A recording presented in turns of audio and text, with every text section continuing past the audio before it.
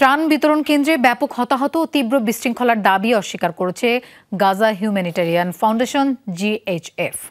Israel সরকার অনুমোদিত ও যুক্তরাষ্ট্র সমর্থিত সংস্থাটি জানায় ৩ দিন আগে গাজায় কার্যক্রম শুরুর পর তাদের কম্পাউন্ডে আহত হয়েছে কেবল ২ জন।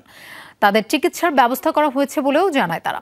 জিএইচএফ এর দাবি, হামাস ও এর দোসররা ইচ্ছাকৃতভাবে মিথ্যা খবর ছড়িয়ে তাদের সুনাম ক্ষুণ্ণ করার চেষ্টা করছে।